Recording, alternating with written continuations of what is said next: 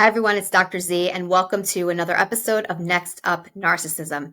Today's guest is somebody that I am so excited to have.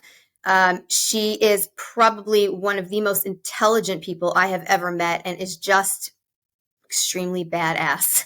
And that is Laura Richards. Laura is a renowned criminal behavioral analyst and international expert on domestic violence, stalking, sexual violence, homicide, and risk assessment. Laura was the head of Violent Crime and Intelligence Analyst Unit in the Metropolitan Police Service and continues to advise NPCC, the College of Policing, the Home Office, and police services across the UK on public protection. Laura is the executive producer of First Wife John Meehan's Reign of Terror on Audible and was consulting producer and on-screen expert for the 2-hour documentary special, which I strongly recommend, Dirty John, The Dirty Truth. Laura is creator and host of the podcast Crime Analyst, co-creator and co-host of the award-winning podcast Real Crime Profile, and has a golden doodle called Beatrice, aka the Savage Little Beast.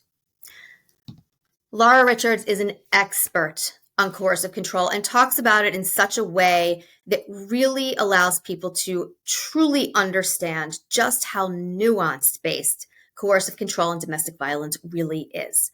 So Laura and I are going to get into all aspects of coercive control, what it is, how to recognize it, and what to do if you're in it. We're going to define a couple terms that we think get thrown around quite frequently, especially on social media these days. And we're really just going to dive into how coercive control even just came about. How is it that it is still something that is so pervasive in our society? So I hope you guys really enjoy this one. This one is full of really good nuggets of information. I am going to attach all of Laura Richards' information, her links, her bio, everything, so that you can go and look through it, which I strongly recommend because, like I said, she is just absolutely incredible. So enjoy the episode, and I think you're going to get a ton of information out of this.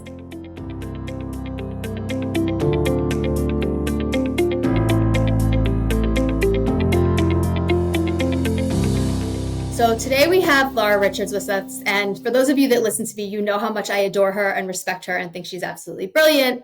So thank you so much for joining us today. I just want to get right into it because we have so much to talk about and I have so many questions for you. So first, I want to go over, we hear about coercive control all the time. We hear about narcissistic abuse. We hear about toxic relationships. And as you said earlier, everybody's calling everybody a narcissist without a really solid understanding. And on one hand, I'm thrilled in a way that people are at least aware of the wording. But at the same time, I think there's a lot of damage that is being done by using the wrong terminology.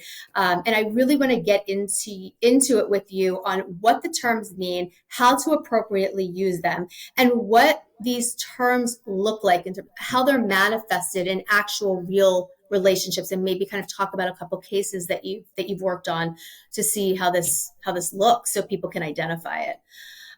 So let's start with coercive control. What exactly is it? And can you give us some examples of what it's not? Yes, well, firstly, thank you very much for inviting me on. It's a huge honor and a privilege to talk with you. And secondly, yes, I think that there is a major problem right now of everyone saying that everybody else is a narcissist if they don't get on with them, or if there's a relationship breakdown, or let's say somebody is doing a podcast and people say, oh, she likes the attention, she's a narcissist, so all these terms get loaded upon, and I'll say particularly women, when we think about narcissistic personality disorder, it's much more a male thing. It's much more likely that men will suffer from narcissistic personality disorder. So, first things to say, as all of us have narcissistic traits. We all have, and it depends on what extreme it is, how significant it is. And we know with narcissistic personality disorder, you can have the covert and overt and malignant and vulnerable narcissist, right? And a lot of it is born out of trauma, first of all. And a cohort of that group are psychopaths. So we have to think about the most serious end of that, of those who are psychopaths. And we find them in the domestic violence world. They have relationships with, and it's predominantly women, And those relationships, we tend to see coercive control being used by the perpetrator. Not to, I just want to make this obvious to listeners. And what I don't think people say enough, what you just said, is I don't think people categorize the antisocial aspect, and by antisocial, for those listening, I mean antisocial personality disorder. I don't think those aspects of that are ever talked about in terms of domestic violence. I think people assume that it's people that, like, not that they're not torturing them, but, I think they look at it as a different category altogether. So I love that you kind of brought that into this, because it's part of it, whether we like it or not. It's so important. And in fact, Dr. Robert Hare, who created the psychopathy checklist, found in 1993 that 25% of domestic violence perpetrators were psychopaths. And a lot of my work has focused on that. Yeah. And when you understand what domestic violence and coercive control is all about, that it's about power and control, well, it then becomes much more obvious, right? And that's why a lot of serial killers, in fact, almost all of them, and everyone who I've spoken to at the FBI and all of my research has shown, all the serial killers that I know of, when they've had intimate relationships, they have been coercively controlling to the victim. So we have to think about coercive control in a micro way and a macro way. And really, it's about trying to take away someone's autonomy and their agency. And it's about utter domination of the individual. So the perpetrator looks to subjugate them and reduces their autonomy and their agency so that they focus on the perpetrator's needs. And it's about an unfreedom. And that's quite important that we think about the coercive control and the abuser. What are they seeking to achieve? And when we hear terms like, and this is really my pet peeve, we hear someone say, oh, it's an abusive relationship, or it's a high conflict divorce, or it's a narcissistic. That one gets to me. Yeah, a narcissistic relationship or a toxic relationship. All of these phrases makes it sound like it's half a dozen of one, half a dozen of the other. And it's not. And so when I train professionals, I always say to them, look to who's doing what to whom, because there will be an abuser, and then you will have somebody reacting to that abuse and that abuser.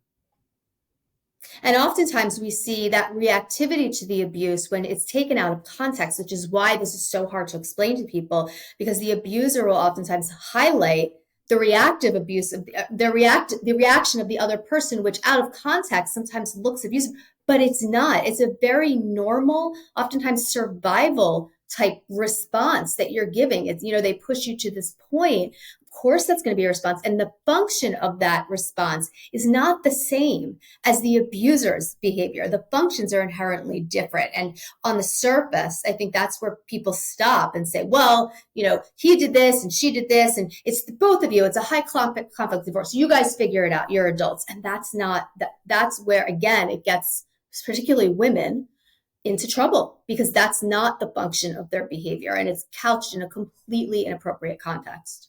Absolutely. So if we think about Gabby Petito, you often see violent resistance, and that's what it's called, i.e. Brian Laundrie took her keys, took her phone, locked her out of her van. He was the one that was coercively controlling her and trying to control her space for action. And she tries to get the keys out of his hand. She tries to get her phone back. And he has some cuts on his hands from her trying to grab the keys. And that's seen as an act of violence to him rather than her reacting to what he's doing. And that's where we get the mismatch of who's doing what to whom. And actually, the officers, as I talk about on Crime Analyst, I break it down in literally minute by minute of what's going on for Gabby, what's going on for Brian, what's going on for law enforcement. And we must expect victims to fight back at some point, and we must understand who really is the victim and who's the perpetrator.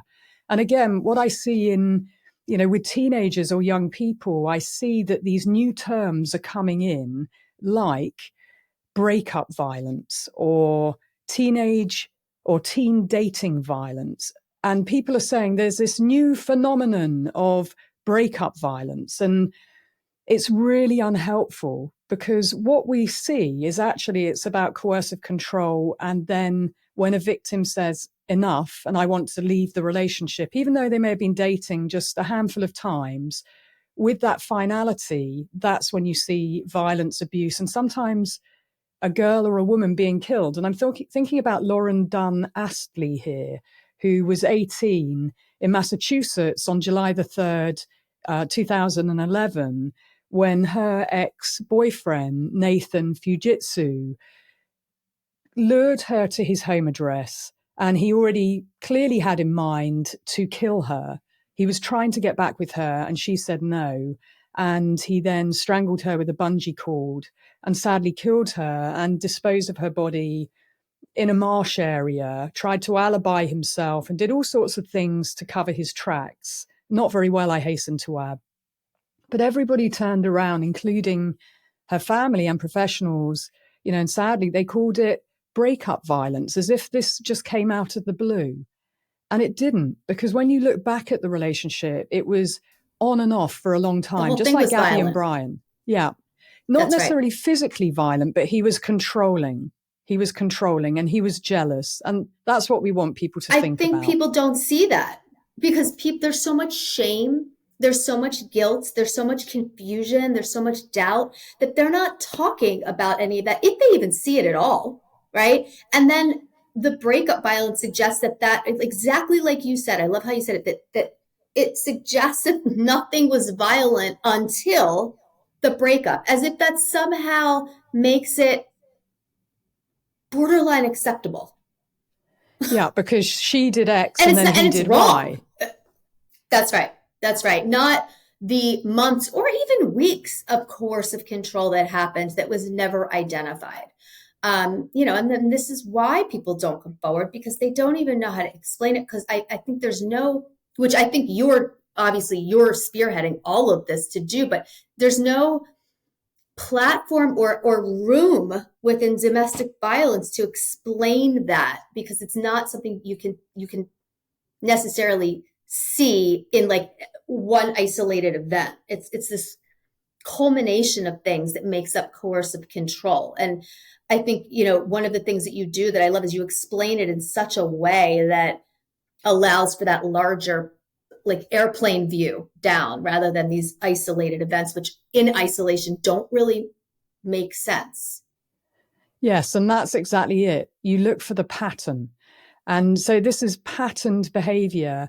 And, bearing in mind it was the prosecutor who also said that this was, in Lauren's case, that it was breakup violence. While if they had actually gone back and looked at what had gone on, because they had been in a relationship for 3 years, this on and off nature, I don't know 100%, but I would imagine that he was very controlling and jealous towards Lauren. And that's why she kept breaking up with him. And her friends wanted her to end the relationship. They were all concerned about her. And then when she did end the relationship, she tried several times. But on one occasion, he became jealous of her dancing with another boy, and he threatened to slit that boy's throat. Well, actually, what he did to Lauren was slit her throat. So these patterned behaviors are so important. And some people said, oh, it just came out the blue. Nathan was this, football playing sort of incredible guy at school. And then this just came out the blue. Well, it didn't. And that's what I want people to focus on, because 76% of the murders of women and girls happen at the point of separation, whether you're young or whether you're old. And that patterned behavior will be seen. And it might not be about a physical strike or something physically happening, but it's the psychological and the emotional and the entrapment. Lauren felt she couldn't separate from him because every time there was some kind of threat. And sometimes perpetrators might use the threat of suicide, for example. And with girls and women, it's very manipulative, and that can ensure that the victim really does struggle to leave. So I really want people just to think about these terms, toxic relationship, but the relationship on its own is not the problem. It's the abuser. And we have to focus on them and name them to help the victim understand what's happening to them, because 52% of victims don't even know that they're being coercively controlled. Because as women and girls, we're conditioned that men hold power. And this is where the micro and the macro come together, because the macro is what society is telling us and reinforcing us. So we have to think about coercive control on two levels. What's going on for the victim and perpetrator in that relationship? But what's the macro picture of what society reinforces for girls and boys and women and men? Yes. Can we, because you touched on it, and I want to get into this because I think I mean, it's so pervasive in our society that I don't think people realize how embedded it is, but can we talk about the aspect of male entitlement in kind of this domestic violence topic? I don't even know. It's so large. I don't even know how to even state it, but can you kind of get into how that male entitlement plays into this, and also how it's played into without even realizing that it's happening? It's so embedded we don't even see it. Yes, and this is exactly the issue with the macro and the grooming of girls and women and the grooming of boys and men. And male entitlement and male privilege is at the center of this. When Nathan decided to kill Lauren, he felt it was his right, because if he couldn't have her, no one could. And that's what happens. It's about an entitlement that boys and men feel to women. Where do they learn that? Because this isn't a mental health crisis. This is about a culture of what's being learned. And it takes, in training, when people come on my master classes, we go back. I'm clapping for those who can't see me. We go back to childhood, and what are the things that we learn within our families, and what do we learn subconsciously, and what do we learn through music? What do we learn through everything via osmosis about what it means to be a girl and what it means to be a boy? And I think about this a lot with my little guy, Rafi, of what he's picking up. What are the other cues aside from what he's seeing in the home? And girls get these cues that we should be likable and we should put other people's needs ahead of our own, and that we need to be polite and we need to make things okay for other people. We need to fix things for other people, and we put other people first before ourselves. It's our job. Yeah. And we try and problem solve things and manage things as best we can. And we rarely put ourselves first, right, in that, particularly as we get older and we get married, we have children. And I speak to women all the time who say things like, yeah, it just kind of happened slowly over time, Laura, that I ended up doing all the domestic chores because I like things being done a certain way. So I do all the chores, and I have two jobs. Yeah. And I take the children to school and to clubs. And I'm like, but so what's your guy doing then? What's he bringing to the table? And so you see this very lopsided relationship where effectively the woman is a domestic slave and the guy is just living his best life, right? That's not true of every relationship, but a lot of relationships. No, I agree. But I will say this. I do think, and this always makes me like laugh at, when the husband or the spouse or significant other who does something for the kids, like takes the child to a birthday party and gets this like massive standing reward. Standing ovation. And listen, it's not that anyone's ungrateful, but I always think of we call it the mental load, right? Of the scheduling of the kids, the activities, the babysitters, the social calendar, not even like the bathing and the that stuff. I mean, like the behind the scenes stuff, I think is so overlooked. I mean, me personally feel like this. I get so much anxiety having to plan schedules when the babysitter's college schedules change because now I don't have any help, and I can't take 3 kids 3 different places. And so I am carrying that mental load that's not seen. And and I think we're also responsible for that. And I think we don't even realize that exists. And so like I always throw that into the mix too. In addition to having to be all of these things, there's also that. The cognitive load for women is huge. Yes. And that's why I always like women to talk about that. The invisible stuff behind the scenes that we manage, the social diaries. It's tough enough when it's just one of you. You're doing it for yourself, but you add a mini person into the equation, or 2 or 3, and you're doing it for your household, and you work, and you're taking care of things domestically. You're talking about the job of about 10 people that it's just bestowed upon one.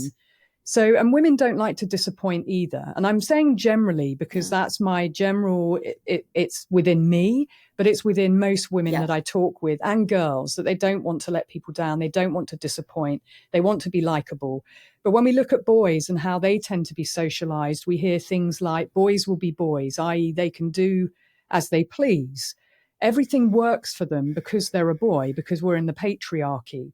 And they learn that at some point the girls, they believe the girls are there for their pleasure, for their judgment, and that's why we're seeing in Australia at the moment, one school in particular with young boys rating girls as being wifey material or unrapeable. These kinds of things that are going on. That. Yeah. And this is where boys learn these things, the entitlement. So for Nathan, who at 18 takes it upon himself to plan Lauren's murder because she won't be with him, that's his entitlement and that's his privilege that he's using there. And girls don't behave in the same way because we don't have that level of entitlement. So we really have to think about the lessons to the boys. If mums do everything for them, and let's say at 21, she's still doing his laundry, she's still cooking his food, the message to him is that women are there to be domestically subservient to you. And she's setting him up and setting the new partner up in his life for a life of domestic servitude. And those messages are really important. And I say it to my little guy and my big guy, even the way my big guy talks to me, my little guy is watching everything. And it really matters. That's right. And that's really why also with domestic violence, people will say, I'll have patients say to me routinely, well, we don't bite in front of the children. And so I want people to understand that you don't need to bite, yelling and screaming, physically biting in front of the children for the children to not pick up extremely unhealthy patterns of abuse. I know a lot of times they'll think they're protecting their children because they're not fighting in front of them. That's not how it works. That's one small aspect of domestic violence, one tiny aspect of it. These children pick up these patterns more than you realize. And so I want people out there to understand that it doesn't have to be outwardly viewable for children to pick up on these things. And don't ever assume they're not internalizing these messages, because they are. If not from you, from social media, from, like you said, music, it's there. They pick up nuance and they pick up microaggressions. They pick up all of it. They're little sponges. And my little guy is so observant. He notices everything. He notices even if I change my earrings. I mean, everything about tone, he is osmosing. Yeah. And that's why it's important. It's important when we think about the big picture, when you've got the Andrew Tates and the Tristan Tates of the messaging that they're putting out there, which is so damaging again. So we always have to think about what are the messages for boys and men and what are the messages for girls and women, because that's the reinforcement, that's the grooming.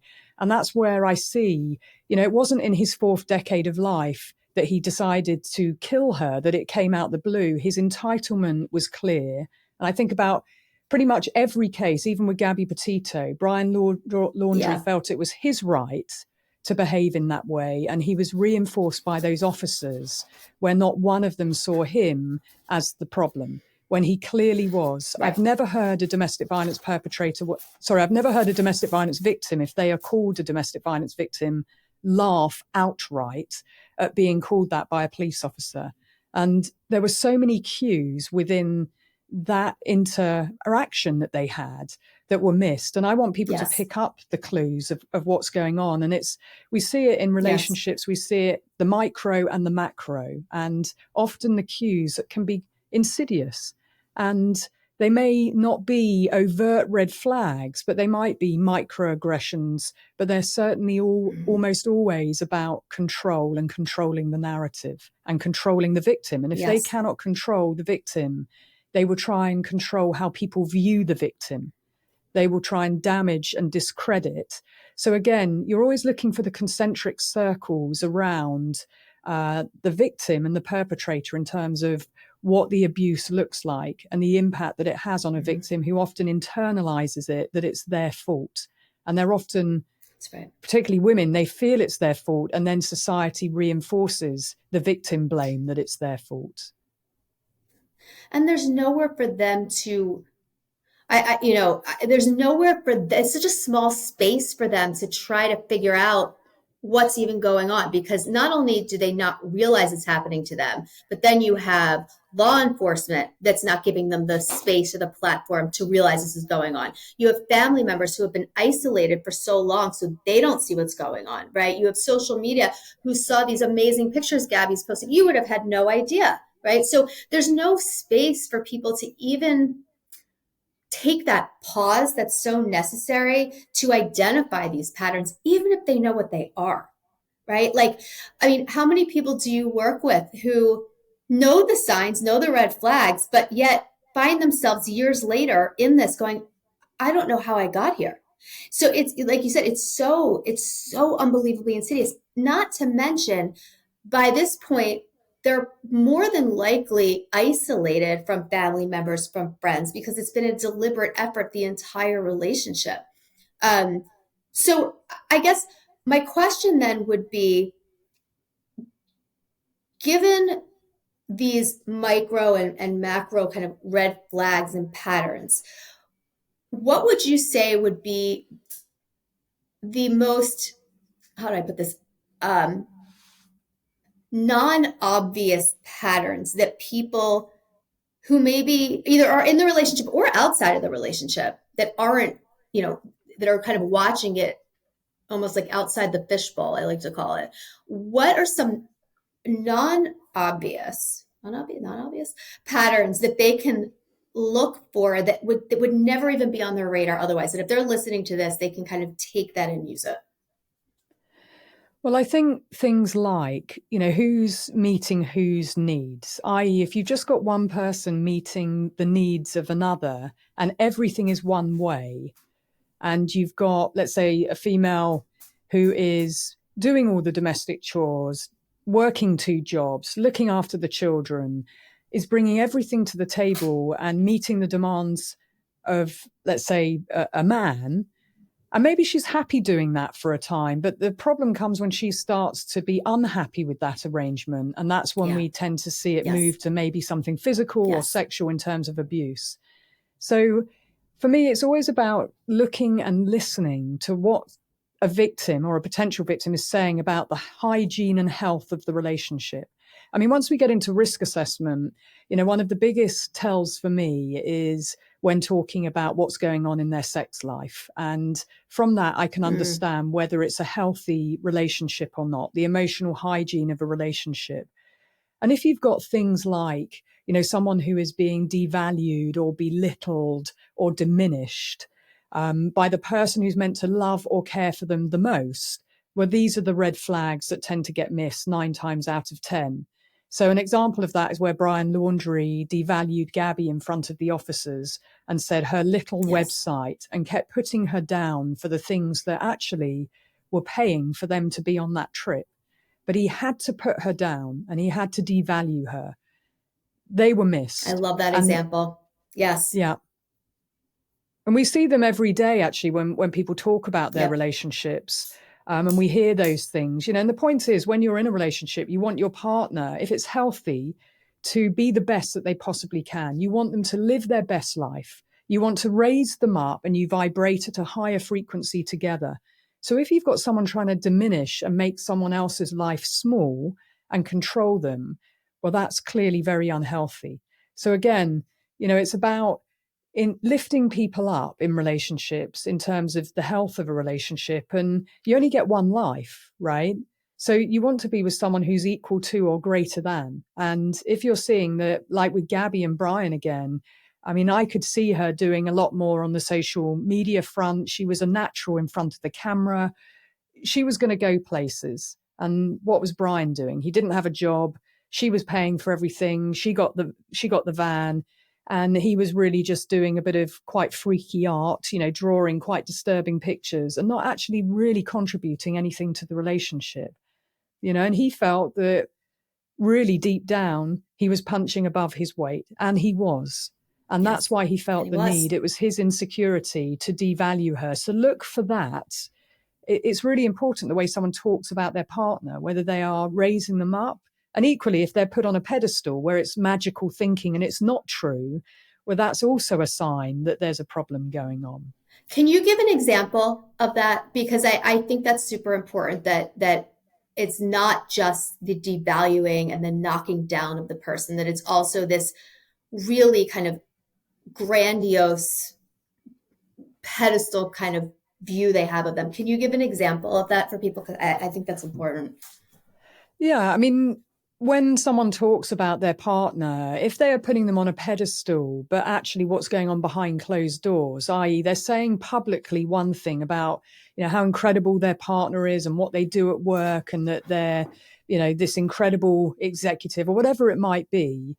But actually behind closed doors, the relationship is not, it's not the same, i.e. it's not congruent. The actions and the words aren't congruent. It's somebody just trying to put a public image management perception to stop people thinking there are any problems. And that can happen as well. So it's never all just one thing. You want to look at everything going on in context and how the two people behave towards each other when no one's looking, as well as what's being posted on social media, as well as what's going on just in everyday life that you observe. And often victims know when things aren't right. I mean, they know when things don't feel right, but often we give somebody the benefit of the doubt. And we know about betrayal blindness from Dr. Jennifer Fried's work, where we turn a blind eye to things because we're entrapped or we're dependent for finances or whatever it might be. So it's important, red flags can also feel like home to someone if they grew up where there was an abuser at home. And remember, I'm not calling it an abusive home or an abusive situation. I'm very clearly saying there was an abuser.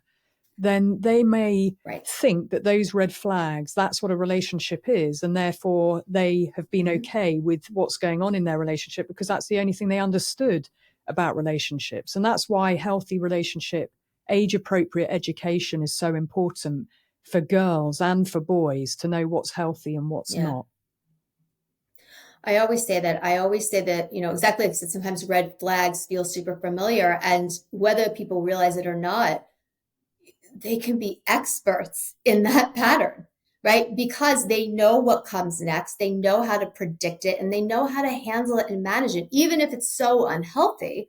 But they are comfortable because there's no even if there's uncertainty, there's no uncertainty about the pattern itself. Even if the pattern brings uncertainty, they know how to function around somebody who is, their moods are totally unstable, walking on eggshells. They know how to do that because they were raised to either take accountability for that or raised to come up with strategies to tolerate it and learn how to deal with it, which was a survival tool maybe for them as a child because they had no other outside way of dealing with this and nobody knew what was going on.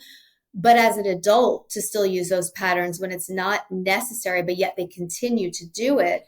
Sometimes, like you said, they're not even aware. They don't even know it's bad because it's all they know.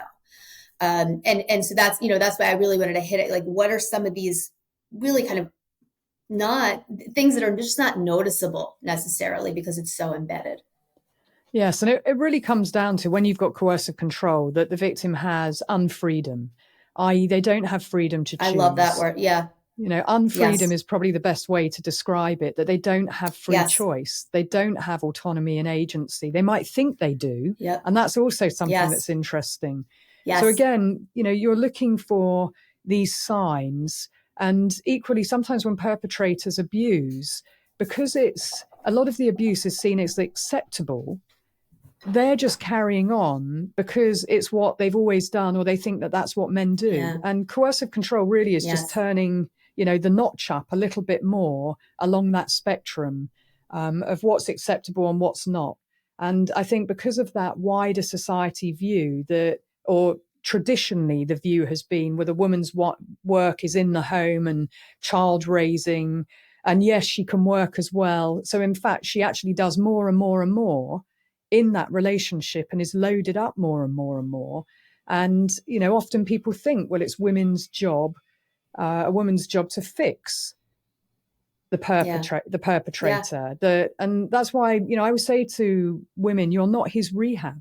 He has to deal with things on his own. You're not there to be his rehab. But often girls and women That's right. think that we are there to be We maternal are. and nurturing and to basically fix the problems for everybody else. Meanwhile, we're living a very unfulfilled and unhappy Yeah. life deep down, because fixing other Yeah. people doesn't bring us happiness. So again, it's really trying to work out No. what's going on in that relationship and what's society, the wider grooming of reinforcing male entitlement and male privilege. And that's the harder Hmm. conversation, because it's much more about changing culture and the male privilege That's and right. male entitlement that's everywhere, which is why it's ironic that when talking about male violence to women, that men center themselves in everything, in my experience, but they don't center themselves in male violence. That's when they say, not all men. Not all men. Right. Right. That's absolutely right. Like you said, it's so embedded, and when hearing you talk about it, and I mean, I talk about this all the time, but still hearing you talk about it and hit on these nuances, it's still mind blowing to me that it continues at the level that it continues. When you talked about the unfreedom, it made me think of this. I worked with somebody years ago, and I want people to understand this unfreedom that you talk about isn't isn't just you're not allowed to go out with your friends, or you're not allowed to wear high heels. That's when I hear that. You're not allowed to wear makeup. It's so much more than that. I will have women come out of relationships like this, and not only do they feel like a shell of who they once were, but they actually can't even tell me what type of music they like. They don't know. They don't know what food they like. I had one person tell me that this I think this just says how much unfreedom there is.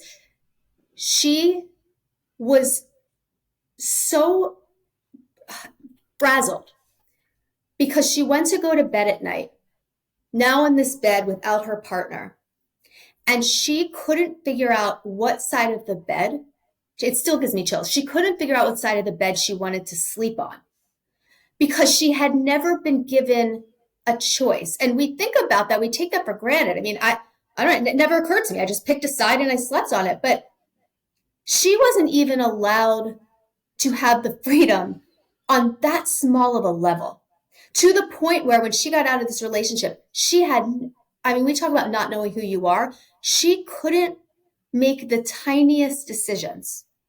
And I think I don't think people understand just how tiny this unfreedom it really is. I mean, there is no autonomy, none.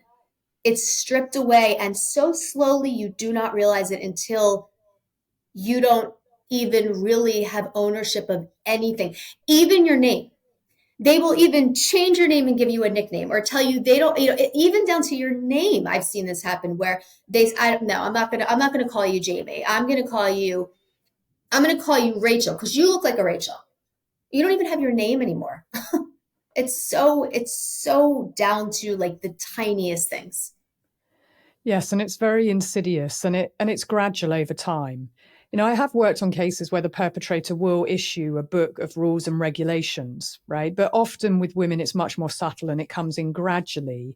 And it's things Yes. like, if they organize to go out with a friend like Gabby did, Brian took her ID so that she couldn't go to the bar. So he would interrupt that process by taking her ID.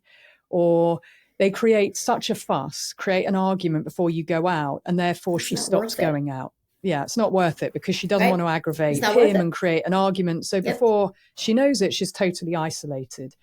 And then maybe Mm-hmm. she has to even ask him permission. But it's so subtle and so insidious that the victim doesn't even know that power is being taken from her. And often it might be that they think that they hold the power. Well, I pay the credit cards, I do, but actually he may then run up bills and put bills in her name, but she feels that she's managing the credit cards when actually she's not. So oftentimes it's Right. unraveling those things. But yeah, it can be even down to changing name, clothes, I mean, think about R. Yep. Kelly. He gave them all a uniform, all the girls.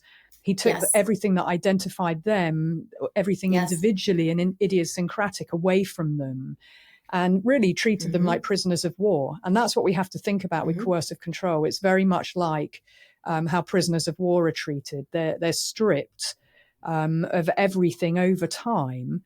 And the trust, Yep. there's a trust relationship there, but the perpetrator will monopolize their perception and will be omnipresent and omnipotent. And they will normally eke out a reward and punishment process. So they will reward good behavior. And so, yes, it's very insidious. And then you've got the macro, the bigger picture of society reinforcing that. Even when you get married, traditionally you are married and it's man and wife. So he stays the man, but she is the wife. Well, let's flip the script and say that she now is the woman and he is just the husband. Can you see who holds power just even in, if you flip the script, it suddenly feels very awkward. And that's the thing, you know, even talking to girls and women, why do you take on his name? And why do you allow your baby that you carried for 9 months to take his name? You did all the hard work and the heavy lifting, but because it's tradition, it's culturally rooted and most don't even think about that. You are literally giving your identity away. You are. And there's a power that's for power and control and ownership purposes. I mean, what's interesting to me is that when you don't change your name, right? So let's say that, you know, your career started way before you got married. And so everybody knows you in your field with your maiden name, right? And let's say you don't change your name. Even with the most independently minded thinking human beings on the planet, there's still this subtle pinch of like defiance, right? Or this she must be difficult, or she must really be like stubborn, or just that something is deficient with them because they kept their name.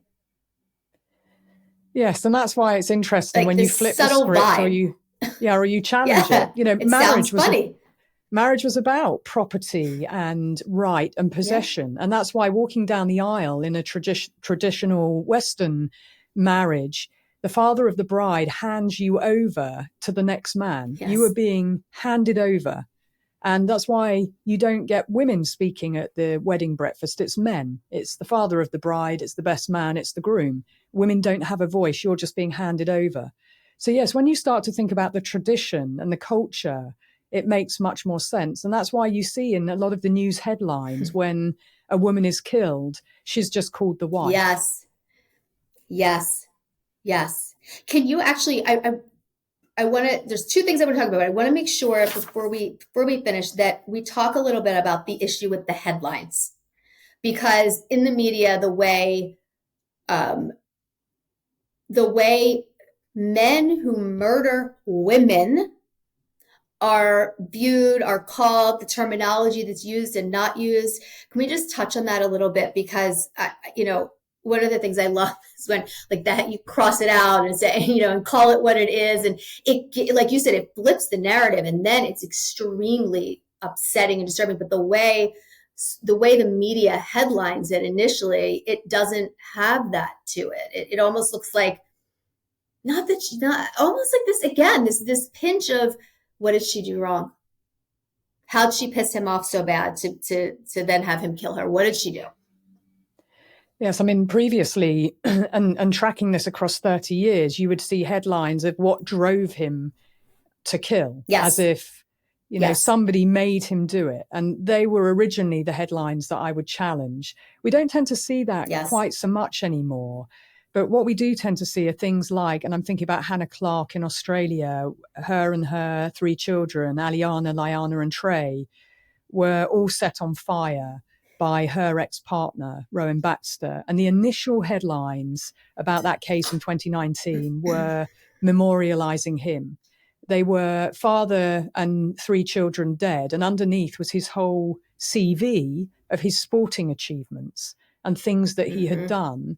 there was no mention actually of Hannah in the initial articles that came out. And I was unwell, I had pneumonia, but I jumped out of bed because I was so angry. And I recorded a video that's about 5 minutes long, literally just blasting the reporters and the police officer who also came out straight afterwards and said, this may be a case of domestic violence. And if that is the situation, we must find out what drove him to do this. And he was known for stalking her and for domestic violence. She had an AVO out and an order against him. And that was absolutely disgraceful. And that's the type of thing that we have to still continually challenge. Yes. Where we see the male being memorialized or his achievements, or particularly if there's a sporting connection. Well, we think about O.J. Simpson, who just died. And a lot of the media were holding him up as a legend and as a hero, and totally missed the point that he was found liable for killing Ron Goldman and Nicole Brown. He was found liable in a civil court. Yes, the criminal trial, he was acquitted because of lots of tactics and dirty play by the defense, quite frankly. But ultimately, the media memorializing him was so disrespectful to the families. And that, again, was something that I corrected. So I feel like we have to be on this all the time, that men get excused all the time, even in Australia right now, where there is a national crisis of male violence to women. You've got people saying it's a mental health crisis, when it is absolutely not a mental health crisis. It's a male entitlement and male privilege and power and control crisis. We saw that with Oscar Pistorius and Reva Steenkamp. Yeah. We saw this with that, that he was kind of this idol. It was mind blowing. He They're served very similar prison. cases. It's amazing to me. And, when we watch this and we see this, but most people don't view it like that. And they get caught up in, what drove him, because he's a really solid guy. But if you look at his history and you look at the things leading up to it, no, he wasn't. Right. But everyone just focuses on that one incident of what happens? Like, where did he go wrong? It's so, it just doesn't protect women, bottom line. It just really doesn't protect women. Getting into that, as far as protecting women, tell our listeners kind of what you've been spearheading and what you've kind of have accomplished, which is unbelievable, as far as coercive control being something that will be legally recognized as abuse, domestic violence. Yes, before I jump into that, I just want to say one last thing just about the media that we often see with the Oscar Pistoriuses and Harvey Weinsteins. We hear their job being mentioned first. Rather than convicted killer or convicted rapist, we hear disgraced media mogul or disgraced Paralympian, as if they're just been naughty boys and they're on the naughty step. But that's something I correct pretty much, every week. I see a case where they're framed by their job title as if their value matters more. And again, that's the messaging to girls and women, that they did this thing, and that's in the 4th paragraph, that they did this thing, but actually look at their job and look at their achievements. And that is where we've got 80% of the crime writers being male. And we see the lean into the sexism and the misogyny. And it really matters. I correct every article by saying convicted rapist, convicted killer, convicted murderer, call him what he is. That's what I write pretty much consistently. Yeah. As if they almost gain points as it almost evens out. Okay, well, I know they did this, but they're this Hollywood mogul. So it's almost like it corrects itself. It balances out in the end. And it's just unbelievably wrong. But the same isn't true for women. Because you're right. You're right. I never see that for a woman. She's a hammer killer. Right. She's a psychopath. She's the devil's advocate. That all these very negative and also pathologizing terms are attracted to, or men tend to attract that to women. Whereas men get heralded for their achievements first. And that's the gender bias. That's the grooming that we all are exposed to every day. And that's where all of us have the challenge of thinking about that little voice in our head that tends to be misogynistic and tends to blame women and is very negative to women first and tends to favor men. And it's true, even in podcasting, the mic goes to the man 90% of the time over the woman. And I know that from podcasting with guys. Yeah, even when we're doing TV shows, etc. And I'll go with the 80-20 rule. 80-20%, 80% of the time, the male perspective is what's leaned into first of all. And women are too polite to say, well, hang on, I've got something to say. We wait our turn. But that's everyday sexism that most people don't even think about. It's a message to women. I'm going to look at that. Because I've never picked up on the mic, but I want to look at that because I think I'm pretty in tune to this stuff, but I'm missing it too. I think that's the whole point, is that it's so pervasive and on such a, like you said, micro level. There's these cues we don't pick up on, but over time, they make a huge difference. They play a huge role. And that's why boys and men think they're more valuable. And that's why they're so in their own male narrative. So that when Baby Reindeer happens, Richard Gadd talks about stalking, his own experience of female stalker. Everyone pays attention, but not one woman writes, women can be stalked too. Women can be stalked. Women are victims too. But the minute you put a story out about a woman being stalked by a man, men are victims too. And so the centering of men is relentless until we talk about male violence.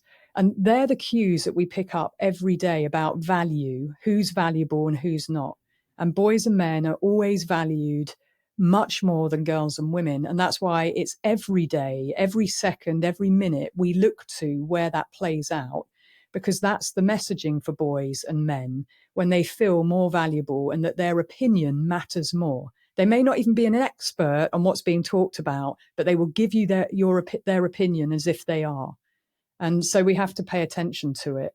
And with coercive control, changing laws for me is very important because it sets a very clear message, or it sends a very clear message that it is a crime and it's not acceptable for girls and women to be subjugated. It's not acceptable for anyone to be subjugated. So even if you're a boy or a man, of course, it's not acceptable.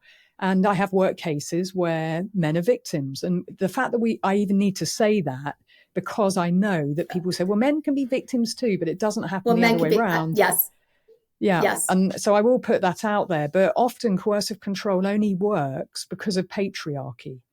If the abuser wasn't being backed up by the system, it wouldn't work. That's the part. And that's why girls and women struggle, even if they do perpetrate, they're not backed up by the systems. Yes. That right there, that is so critical, because I know in the beginning when we were talking about men being I don't even bother saying, and listen, women can be too, because I don't want to even have to say that, because that's the whole point. But the fact that the coercive control aspect doesn't back them up, that's exactly right. There's nothing to back them up. There really isn't it doesn't work in their favor ever, unless you really shove it in their face. It doesn't because help. Women don't hold power. And that's the power imbalance. That's what coercive control is about, a power imbalance. So I've put the word unfreedom, but also power imbalance that's being exploited. And it can be exploited at family court, in civil court, in criminal court, because those systems are created by men to protect men. So what I'm trying to do is reverse that process. And that's why it's girls and women who are oppressed. Men are not oppressed. They are the ones who hold power. So changing law in England and Wales was very important in 2015. I campaigned to change the law on stalking. Stalking became a criminal offence, and it was clear in the legislation it's a pattern. Coercive control came in 2015. It's a pattern of behaviour. So we don't look to isolated incidents. We look at the micro and the macro of what's going on to build the case. It is. And that's why the training is so important. Huge. And laws changed in Connecticut now, in Hawaii. There's a criminal offense of coercive control in California. It's come to family law. In Australia, after Hannah's and her children's horrific case, I've worked with many victims, survivors, and also professionals in Australia, and it will be implemented in New South Wales on July the 1st, of there being a coercive control offence, and next year for Queensland, and other states are lighting up. And in America, I mean, it's the resistance has been somewhat harder, but I'm determined to get this in legislation across the world, because we have to try and right the injustice and the imbalance, because coercive control, if it continues on as a pattern of behavior, it's very damaging. You see victims self-harm, predominantly women self-harm. You see the link to suicide, that women Yes. will end Yes. their own life because they feel so Yes. hopeless and helpless. And I'm thinking about Mika Yep. Miller right now and how that Yes. case has played Yes. out. It links to familicide as well, children also being killed, and also to femicide, Yes. so women being killed. So it really significantly correlates to those four things: self-harm, suicide, femicide, and familicide. So we're talking about lethal things happening, and that's why it's so important. Yes. Yes. And for those people listening, I'll link all your websites and your bio and your socials. But for those people listening, Laura has been such a force in this. I mean, the amount of people that you are helping and that you have helped, there's just really no words to express the gratitude, because, the work you do, the work you've done is not easy, because I know that you have pushed back every single step of the way, literally. And you just keep on going. And, we are lucky to have you. Women are lucky to have you. Men are lucky to have you. We are all lucky to have you. And, what you've done is just unbelievable. So thank you, really, truly. You. And it's an absolute honor to be able to talk to you, and you're just a wealth of information. So thank you so much. Thank you. I mean, every time we have a conversation like this, it helps someone. It will be a light bulb moment for someone, and it's life changing and life saving. And that's why it's so important. Yes. And it's the kind of thing, I always say this, and this is one of the things I love so much about working, particularly with women in these situations, is that once you have that epiphany aha moment, and you see the pattern for what it is, and you see the playbook, because it's the same damn playbook every single time. It's of all the things that I have ever done, this is the most predictable behavior. And the fact that it's the most overlooked, it just enrages me, because it's the most predictable. It is more predictable than depression, than anxiety. It's so predictable. And so when people see this pattern, and they really see it, and the puzzle pieces piece together, and you can actually see their faces just kind of like, oh my God, you can never unsee it. And that level of empowerment that you gain in that moment, and I'm not saying it's easy, because the post-separation abuse, we know, can often be worse than the abuse during. When you have that moment, you are then so empowered, because now you can predict, you can plan responses, you can set boundaries, and you gain so much control and take so much of that power and control back, which is what you said in the beginning, which is what it's all about. Once you figure that out, it's a game changer. Again, I'm not saying it's going to be easy, but it is a game changer. It's taking your power back and seeing it for what it is. And that's why the DASH risk assessment is so important, because when you answer those questions, it's laid out in front of you. As horrifying as it is for many, it shows you that pattern which you can't ignore. Yes. And it's up to you. Can't ignore. Maybe you don't do anything for 2 months, 3 months, but maybe in 6 months, you understand the need to separate safely, because there it is in black and white. And the other thing to say is just about the register for serial perpetrators, which is a campaign that I'm still running. And the fact that we need to make sure that police officers check the history of the perpetrator, because most of them are serial perpetrators, is still mind-blowing to me. But we do still need to keep saying that. Most of these individuals are serial perpetrators. The reason being that they get what they want each time. And that's about male entitlement and male privilege again. If they keep getting what they want, they're not going to change their behavior. So we have to create Why would they stop? Negative reinforcement. So these cases that are happening where women are dating a guy on Bumble, for example, and he's got 5 AVOs against him. This is an Australian case. And she has no idea of his history. And, these sorts of cases where, just like if you were having someone come in to do a pet service, you want to know if they've got a criminal record or if they've got a history. Well, Absolutely. I think there's a responsibility for dating sites to do their due diligence on those using the sites, but also on the police to have a register so that we know that he has 5 other partners that he's abused. And actually, when Laura reports, we need to check that history. There's 5 others and we need to let Laura know. And then Laura can make her own decision about what she does next. But that's not happening routinely. And that's something that I'm trying to change to ensure that it's routine and automatic so that we protect women. And actually, the case that's in Australia that I talked about, she's called Danielle Finley Jones. I always like to name victims. And she dated a guy once, on Bumble. She didn't know his history. And he was jealous and controlling right from the first date. But it was only ever a first date. And then he strangled her and killed her that night. And he had a whole history. He tried to kill another woman before her, and her family obviously are very distraught. But there are more and more of these cases. They're not anomalies. And that's why we have to ensure that a perpetrator's history is clear to everybody on a register so people can sign the petition to support that.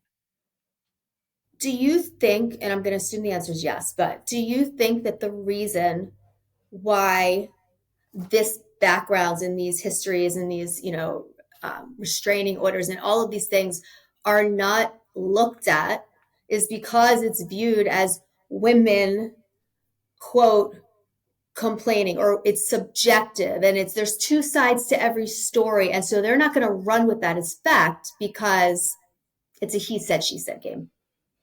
I absolutely think it's about... From an authority's perspective.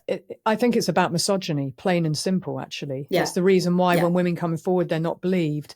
It's the reason why OBGYNs are trained about whiny women, WWs, of women going through the menopause. They're told women are WWs. And, you're talking about 51% of the population, and we're only just talking about menopause. So this is medical misogyny as opposed to plain old ugly normal misogyny that happens in everyday life. Yes.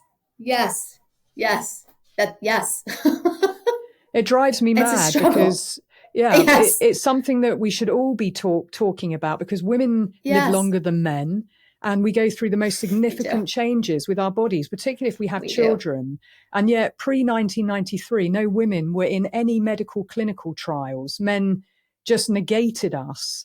Yeah, it's mind-blowing when you dig into it. So when people keep saying, oh, men can be victims too. Oh, men. Yes, we've centered men for a bloody long time. It's now time to center women, right? It is. And so stop derailing the conversation. I laugh at myself because I'm thinking when you bring up menopause, I'm like, please let somebody challenge me on that because they're not going to win. I'm thinking in my head, I'm just laughing to myself because it's so ridiculous. It's so ridiculous it's so ridiculous. And if you have somebody who's not outspoken, right, or who's been taught to just play nice, don't argue with the professionals, they know best. I mean, I don't know if it's because of the field I'm in, the field you're in, but I'm not listening to anybody tell me about my body. And I still, even with that stance, I still have difficulty with it. And I'm okay speaking up. And it's still, I get nowhere sometimes. So I can't, for the women that don't want to speak up or don't want to hurt feelings or don't think they have a right to speak up, or they don't know, they shouldn't trust their own bodies. They should listen to their doctor who is not going through menopause, who never had children because he can't have children. It's really just, it enrages me. The medical gaslighting. I mean, I could go on for hours on that. And it's all interlinked. It's everywhere. It's all interlinked. Yes. And that is misogyny. Yes. And that's what goes on in policing too, And every book that's written, well, Adam and Eve, it was Eve who did the bad act. And, she was just created from the rib. I mean, what the fuck? No, women create life. Then you've got Helen of Troy who created the war, apparently. Pandora who opened the box. Every story is about the woman doing bad. It's our fault. It's all interlinked. It is, and this is where it comes from. It's the stories we're told, written by men. So it's about empowering women. Take your power back. Don't listen to this BS. Challenge it. You don't have to be polite. Let's just rewrite the whole thing. Rewrite the whole thing. That's we're going to rewrite the whole doing. thing. Laura and I are coming out with a book. We're rewriting. We're just going to rewrite all the story, everything, all the stories, all the nursery about everything. Don't even get me started on Disney. That's a whole. well, one thing's for sure. Like if Barbie the movie were true and women were in power, women would not exclude men. But what's gone on for generations is men excluding women. And now it is time to center women. And I am unapologetic about that. And I am right there with you. I'm right there with you. Laura, this was so wonderful. I could talk to you for hours. I definitely want to bring you back on. I know people are going to benefit from this. And like you said, even if it's one person, that's plenty. But this is going to benefit so many people. Thank you so much. I am honored to have you. I love speaking with you. Tell everybody where they can find you. I'll link everything to the episode, but just tell everybody where they can find you and read about your work and what you do.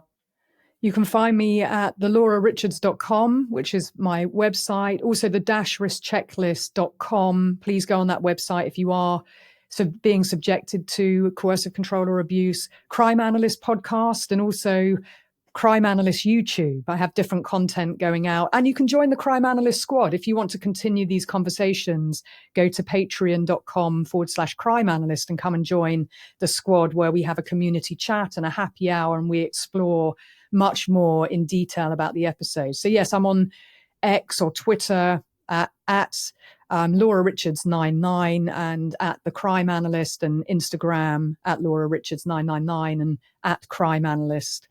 And every social media platform, so Facebook as well as TikTok, which we'll probably be losing soon. But I'd love to have you in the squad. So come join and we can talk more about some of the things that we've explored. The podcast is excellent. I love it. I love the way Laura breaks it down so behavior by behavior by behavior, and it's just so well done. So thank you again. It's been an honor to talk to you, and we will absolutely do this again soon. So thank you so much. It's my privilege. Thank you very much. I'm very honored to be here. Thank you. Thank you. Hi, everyone. It's Dr. Z, and I am thrilled to announce the launch of my summer support series, Narcissistic Abuse Live Virtual Support Group. This is for those who are either currently experiencing narcissistic abuse or who have experienced narcissistic abuse in relationships of all kinds.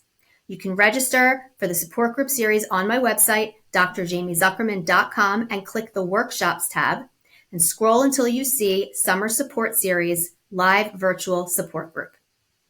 This is a 4-session support group. Each group is an hour long from July 8th, July 15th, July 22nd, and July 29th, Mondays, 7 p.m. to 8 p.m. Eastern Time.